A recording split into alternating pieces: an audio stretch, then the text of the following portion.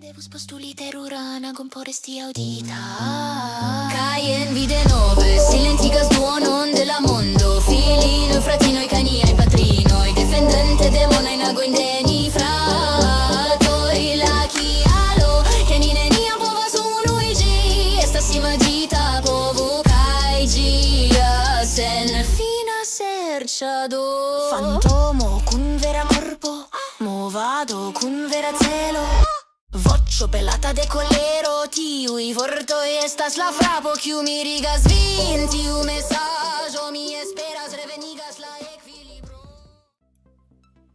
What is up, everybody? Happy holidays for those of you in the US. We just had Thanksgiving for those of you, I think it was 2 weeks ago. In Canada, your Thanksgiving was then. Anyway, welcome back. Ladies and gentlemen, this is the monthly roundup, also known as the monthly martini. I am your host, Ramen Wukong, and let's get into it. A couple announcements. Those of you who may be eagle-eyed will now see a donations button in the join the community. More on that later. The Explorer is still going strong, and as you see here, we almost have 160 nodes online. Hooray! Promotions, this one will go live. I'm still developing the website redemption part of it, so probably closer to Christmas. Unfortunately, I was really hoping to have it launched this weekend. Probably not going to happen, unfortunately, but it will. In a couple of days, we will be having the new, what do you call these? Man, I can't think today. I forgot the coffee at the house. The recaps. What do we call them on the website? Press releases. There we go. The press release for the monthly update for the month of October and November is coming out as a single report. Should be out in the next day or two. I will be back in the office all this week as it is insurance time, and I've got a bunch of Black Friday presents coming in the mail that I need to wrap up for my family. Also, for those of you kind of interested in what I've been doing, I've started a new venture that is a musical-based kind of thing, so go ahead and give us a follow over at suno.com/@rwukong. This is AI music. Some of this will be created for a new game in development.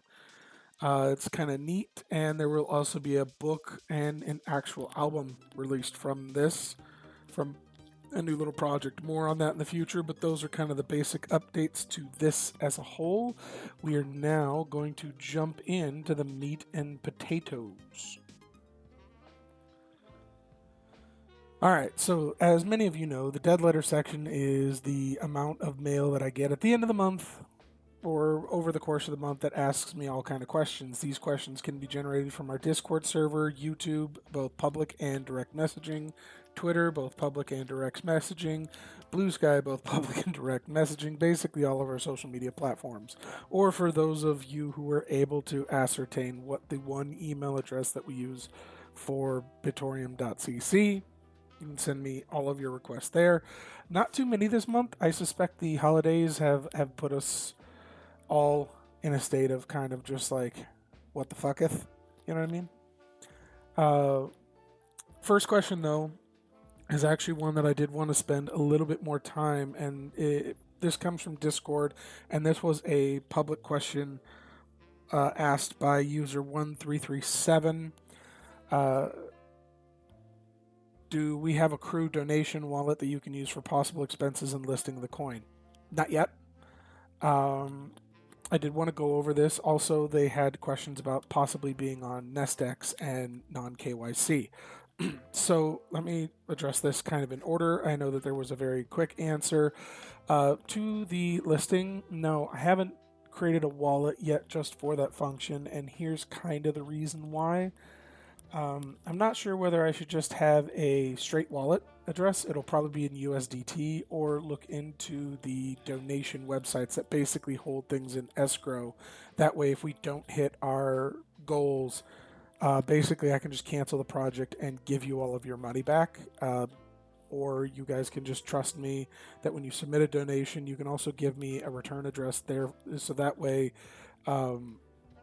if the project doesn't succeed in raising the funds allotted, I can just go ahead and refund back out that money. I'm not entirely sure which way to do it because a lot of the donation sites are really designed for what do you call them, 503 nonprofits, not really businesses. There are a couple, but the fees on them are high, and if I'm going to be paying fees, at what point do we just use a direct USDT wallet? So that's kind of the way I'm going for that. Oh, and why USDT? Because that's what exchanges want to be paid in, to be perfectly honest.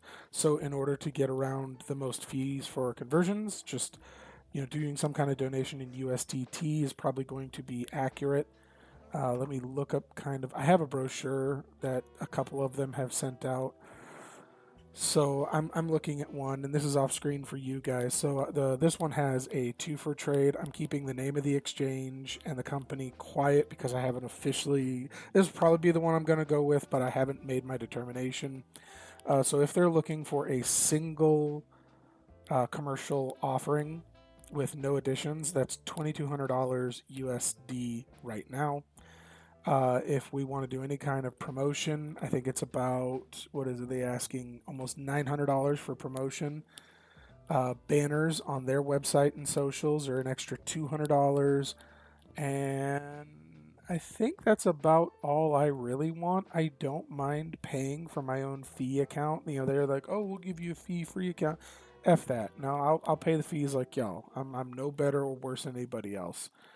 I think they also give us some priority uh, customer support because we're effectively the listing agent. So I think if we do the $21.99, which is the base, plus the email promotion and the banner, well, that's another $1,100.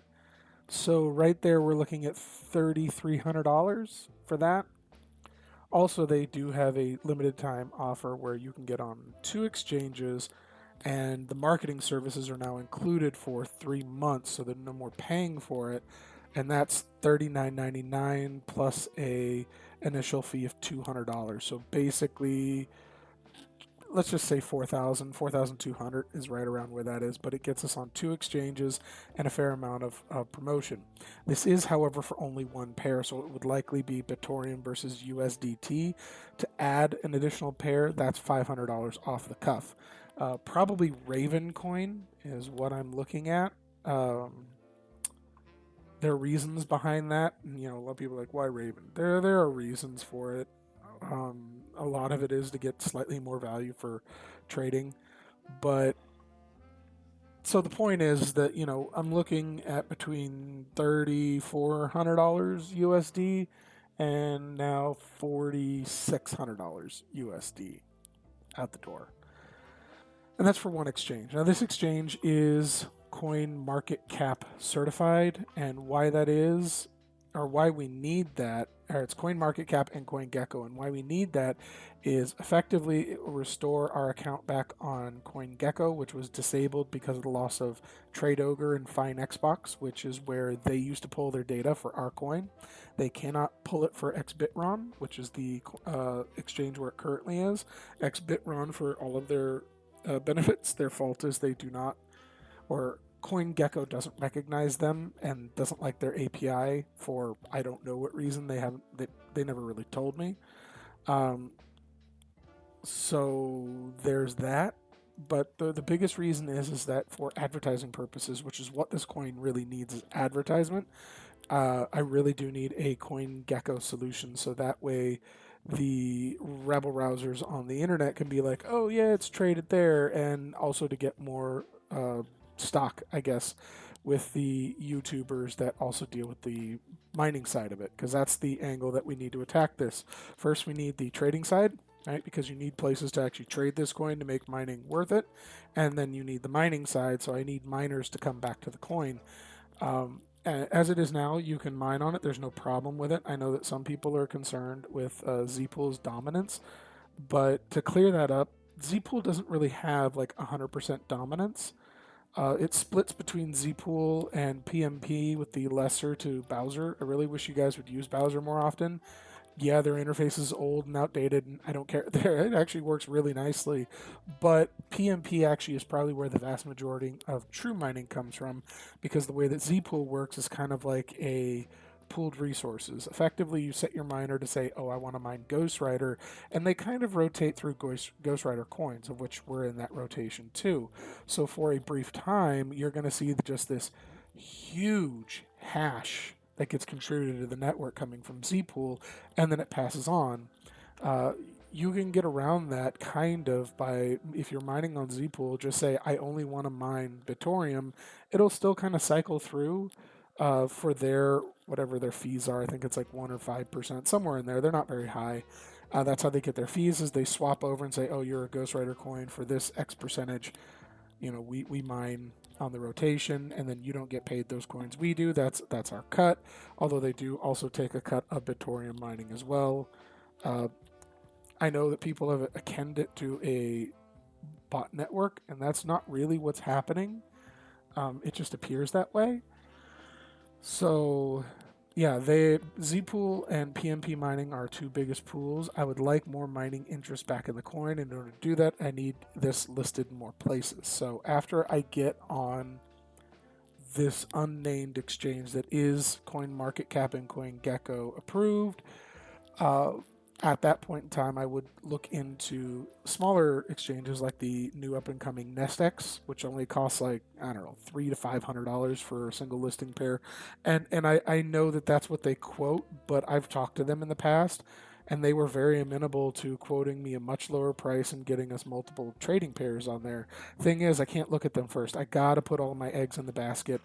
And that kind of leads into why I'm not really interested in non KYC. I know they've been an industry standard for a while, but myself and other project heads, and actually many people in the industry as a whole, are kind of a little gun shy about non KYC now, partially because of the US's new restrictive laws on KYC, and the EU also starting to crack down on that, which means the global markets are going to start cracking down on that, leaving non KYC in an interesting position. Do they keep their stance on non KYC and suffer the same fate as something like Trade Ogre that got raided by the Canadian government?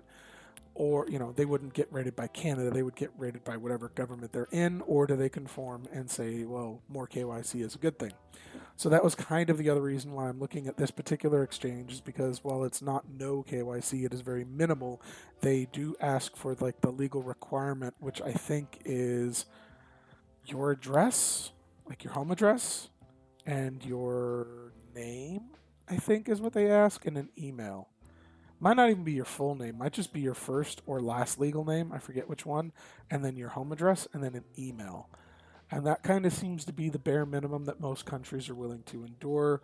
And the reason why this one is because they've been around for a while, and I don't want to spend $4,000 and then 3 months down the road, oh, well, we're offline. We don't get that money back, right? That's not like, oh, I'm putting $3,000 or $4,000 into this pool and then, we get it back in trade. No.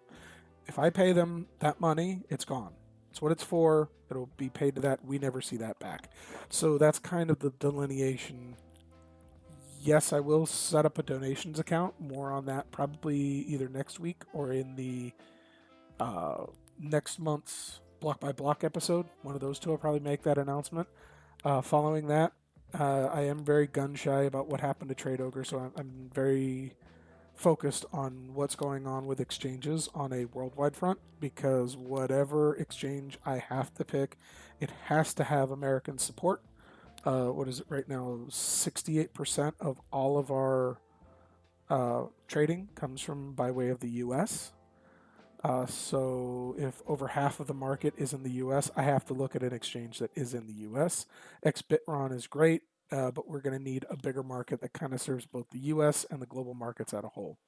And that's the thing, is that many markets, because the KYC requirements in the U.S. have become so stringent, a lot of the bigger ones do not support the U.S. anymore. So there's only like 3 or 4 of them that support minimal KYC and US support. So that's kind of why the pickings are slim and the cost for those is excessively high. Smaller ones like NestX, who from what I understand are KYC compliant, they just don't work with CoinGecko, and they're kind of new. They're up and coming, and I'm sure that they're great. It's just, and I'd love to have them on as a secondary or thirdary, I guess in our case, exchange, but that's probably going to be well into quarter 2, quarter 3 of next year. Basically, it will come probably about a month or two after I get everything set up on the bigger exchange and after all the promotion dies down from that. Mostly because $500 is much easier to come up with 4,000, and there probably won't be a donation for that. I will probably just offset that from my business directly versus the donations for that. So I know that that is a very long-winded answer, but the reason is that that was a very specific question asked, and it was kind of answered in three parts. So in whole, that's what it is. I mean, yeah, it's just these smaller projects that are restorative projects, which I don't think I'm the first one to do it. I just think that people kind of saw what I did with Bitoreum and have been kind of running with it. We are now not the only coin that has gone through restoration attempts. I think Fewbit. Let me look at this one. Let me look at my DMs. Yeah, Fewbit also is doing it. They're a Ghost Rider based coin. God, there was another one too. I've talked to them and I've just got so many DMs. Yeah, so many DMs lately that it just kind of gets buried. Basically, there's a whole bunch of coins right now that have seen somebody else take the reins and fork the code and continue on the original base code to keep the user base happy from abandoned projects. Why we do this? I think we're a glutton for punishment, but why I did it was simply because there were a lot of people at the time that I knew from this community that said, "Hey, you said that you've expressed interest in it. Could you do it?" And the answer was yes. I didn't realize how bad the code actually was, and I really do want to thank the handful of people out there that have been pushing me in the right direction to solve some of these problems. Um, yeah, thank you so very much. But it's a process. So we've got to advertise, and the advertise has to come from two fronts, both from the trading market perspective and the mining perspective. And I think the more appropriate way to focus first is on the trading aspect and then the mining perspective, because the third part of that question, and I know this wasn't asked directly, but it has come up, is that I am working on hardware wallet integration. I think KeepKey is the first one, but that was mostly because they said that if I could get the soft side of it working, they would actually be willing to actually have the coin listed internally on the KeepKey or as a coin that can be added easily from the user interface on their side. That is going to take another VPS investment of about $250 US a year because I do want one server here in the United States and then a backup localized server in the EU, either in Finland or Sweden or Norway. Forgive me if I forget the country. I know Finland was one of the options. It was either Sweden or Norway, specifically because of their privacy laws. Uh, I'd love to stay as private as possible, keep users' data succinct, and the servers that I'm picked in the US are also privacy focused servers as well. So take that with a grain of salt, but I do know that the EU countries that I was picking on specifically were for their privacy laws. And once that works, then we will have a new high end market, a hardware wallet, not just the software core wallet that we use today. We'll have a hardware wallet, which will also give us the APIs and endpoints for having a web based or a mobile wallet, which would come not soon after that, but it would give me the framework to develop that. So that way you could have a iOS or an Android app wallet that is a lighter wallet than the core wallet, which downloads, what are we up to? 6 gigs off the blockchain now, something to that effect. I forget what that is because that also leads into the next question. Are you going to update the bootstrap? Yeah, I'm actually working on that right now. As a matter of fact, let me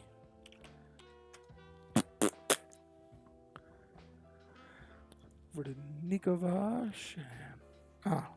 Yes. Let me restore this. Give me 1 second. Okay. So as you see here, this is the main GitHub for Nikovash Empire, and under Bootstrap, what I've been working on here are releases.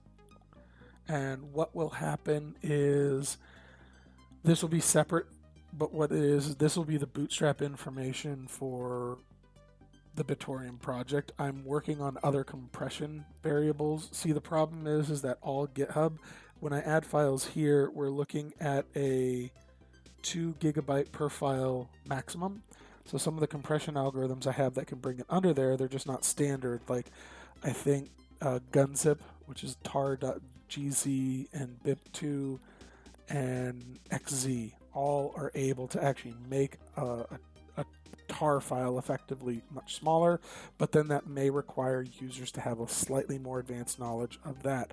So what this will be is it will keep the current POW cache link to where the bootstrap.zip is, because I'm just going to have to host that file on the bitoreum.cc depends folder, just because of its size, because I think even at max compression and using some funky dictionaries, I think the best that I could do is 2.5 gigs, which is still 0.5 gigs, too big to be hosted directly on here. I wish it wasn't the case, but it is. And as the blockchain grows, that's not going to stop being a problem. So that is what I have been working on. I didn't realize I didn't save that, so it's basically all the work that I've been working on was just erased, so I got to start over again, which isn't a problem because I have been working on a new operating system to get that down and get those compressed much further.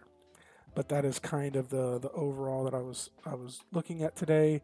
Those look to be the big questions, and I know that the exchange is kind of the biggest thing. It's probably one of the things I get asked the most, both in the Discord, publicly and privately, and Twitter, I think, asks about that a lot. But I think that's mostly because Twitter has become kind of home to crypto bros. You know, the trading, gotta look for the new best thing and FOMO and this, and hey, look, I'm not hating on it. It's not my thing, right? Y'all want to trade? I don't care. Mine this just to sell it the same day, that's on you. My goal is to support the coin and the community. My goal is not to make $1 million. On that note, though, shop S-Mart to help us out. Anything that you buy from that store will greatly help us. That is what I'll be working on later today, is getting that up and operational for not moving it off the eBay store into what am I trying to say? The cryptocurrency only store, the actual store that we host on our website. All right, folks. Anyway, thank you so very much for your questions. Keep them coming. What is it? Next week? Yeah, next week already. Whew. We had 2 weeks this week where we got to take a break. Next week is not, and next month is a 4 week. So we go back to week 1 is the weekly updates. That'll be next week. 2 weeks from that, that'll be the week off. A week from that will be the block by block, which will be for the week of Christmas. Fun times. There might even be a holiday promotion coming up during that one. It'll be 3 weeks from now. And then following that, we will have the next monthly martini on the 28th of December.